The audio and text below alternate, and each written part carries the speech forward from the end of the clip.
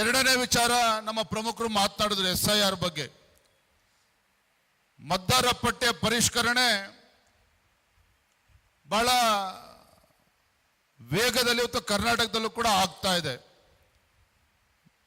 SIR ಮತದಾರ ಪಟ್ಟಿಯ ಪರಿಷ್ಕರಣೆ ಇವತ್ತು ರಾಜ್ಯದಲ್ಲಿ ಏನಾಗ್ತಾ ಇದ್ದು ಭಾರತೀಯ ಜನತಾ ಪಾರ್ಟಿ ಸರ್ಕಾರ ತೆಗೆದುಕೊಂಡಂತ ನಿರ್ಧಾರ ಅಲ್ಲ. ಕೇಂದ್ರ ಚುನಾವಣಾ ಆಯೋಗ ತೆಗೆದುಕೊಂಡಿರ್ತಕ್ಕಂಥ ಈ ನಿರ್ಧಾರ ಮತದಾರರ ಪಟ್ಟಿಯ ಪರಿಷ್ಕರಣೆ ಆಗಬೇಕು ಅಂತೇಳಿ 20 ವರ್ಷಗಳ ನಂತರದಲ್ಲಿ ಇದನ್ನ ಮತ್ತೆ ಪ್ರಾರಂಭ ಆಗಿರುವಂಥದ್ದು. ಆದರೆ ಆಡಳಿತ ಪಕ್ಷ ಕಾಂಗ್ರೆಸ್ ಪಕ್ಷ ಮೊಸರಲ್ಲಿ ಕಲ್ಲು ಹುಡುಕ್ತಕ್ಕಂಥ ಕೆಲಸ ಮಾಡ್ತಾ ಇದ್ದಾರೆ. ಯಾವ ರೀತಿ ವ್ಯವಸ್ಥೆಯನ್ನ ದುರುಪಯೋಗ ಪಡ್ಕೊಳ್ತಕ್ಕಂಥ ಕೆಲಸ ಇವತ್ತು ಕಾಂಗ್ರೆಸ್ ಸರ್ಕಾರ ಮಾಡ್ತಾ ಇದೆ, ಅದನ್ನು ಕೂಡ ತಾವು ನೋಡ್ತಾ ಇದ್ದೀರಿ. ಯಾವ ರೀತಿ ಅಧಿಕಾರಿಗಳ ದುರ್ಬಳಕೆಯನ್ನು ಕೂಡ ಕಾಂಗ್ರೆಸ್ ಸರ್ಕಾರ ಮಾಡ್ತಾ ಇದೆ, ಅದನ್ನು ಕೂಡ ತಾವು ನೋಡ್ತಾ ಇದ್ದೀರಿ. ಹಾಗಾಗಿ ನಮ್ಮೆಲ್ಲರ ಜವಾಬ್ದಾರಿ ಇದೆ. ಇನ್ನು ಕೇವಲ 25 ದಿನ 24 ದಿನ ಮಾತ್ರ ಇರುವಂಥದ್ದು SIRಗೆ.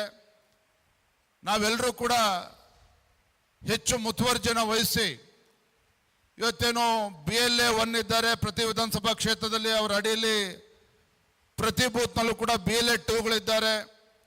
4-5 ಜನ ಪ್ರಮುಖರ ಒಂದು ಟೋಳಿಯನ್ನು ಕೂಡ ನಾವು ಮಾಡಿದ್ದೇವೆ.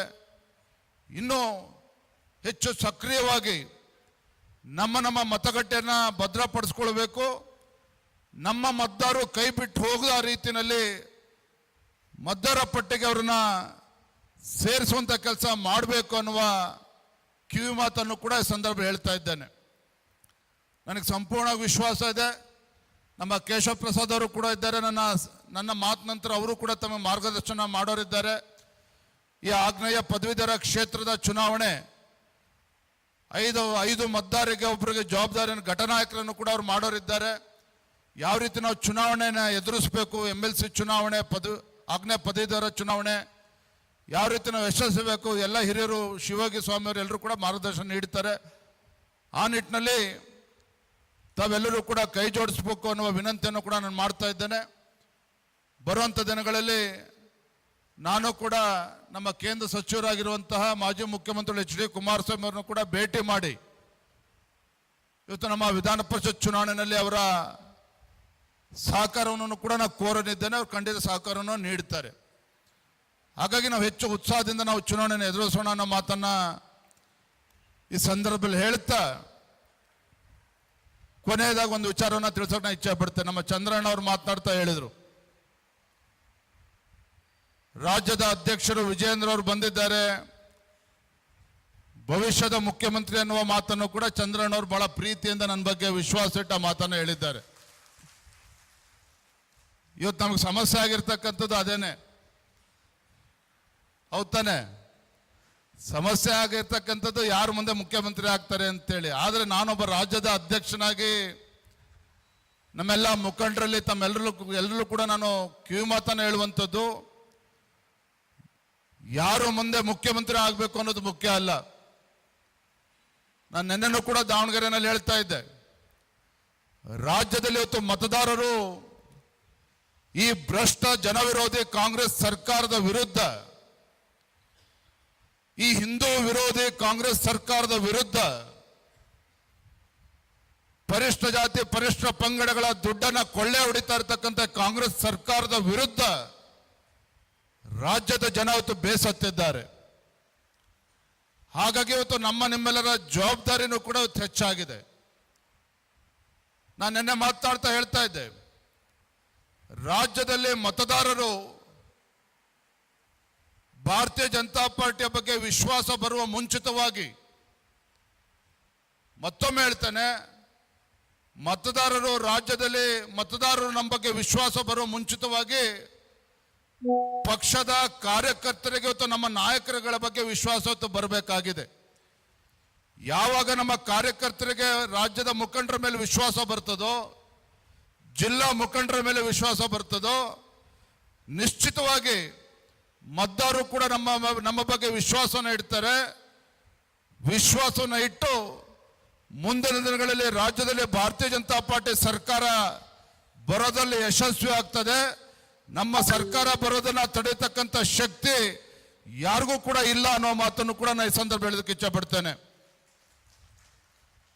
ಬಂಧುಗಳೇ, ಇವತ್ತು ನೋಡ್ತಾ ಇದ್ದೀರಿ ರಾಜ್ಯದಲ್ಲಿ ಯಾವ ರೀತಿ ಕಾಂಗ್ರೆಸ್ ಸರ್ಕಾರ ಇವತ್ತು ಆಡಳಿತ ನಡೆಸ್ತಾ ಇದೆ ಅಂತೇಳಿ. ಕಾಂಗ್ರೆಸ್ ಸರ್ಕಾರ ರಾಜ್ಯದ ಅಧಿಕಾರದ ಚುಕ್ಕಾಣಿಯನ್ನು ಹಿಡಿದ ನಂತರದಲ್ಲಿ ಒಂದು ಕಡೆ ವಾಲ್ಮೀಕಿ ಅಭಿವೃದ್ಧಿ ನಿಗಮದ ಹಗರಣದಲ್ಲಿ ಯಾವ ರೀತಿ ಲೂಟಿಯನ್ನ ಮಾಡಿದ್ರು, ಕೊಳ್ಳೆ ಹೊಡೆದ್ರು ಕಾಂಗ್ರೆಸ್ ಸರ್ಕಾರ, ಯಾವ ರೀತಿ ಭ್ರಷ್ಟಾಚಾರದಲ್ಲಿ ಮುಳುಗಿದೆ ಕಾಂಗ್ರೆಸ್ ಸರ್ಕಾರ ನಿಮಗೆಲ್ಲ ಗೊತ್ತಿದೆ.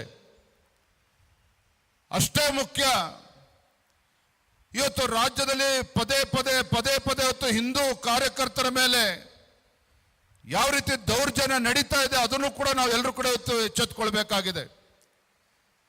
ದಕ್ಷಿಣ ಕನ್ನಡದಲ್ಲಿ ಪ್ರವೀಣ್ ನೆಟ್ಟಾರ್ ಹತ್ಯೆ ಆಯಿತು 2 ವರ್ಷದ ಹಿಂದೆ.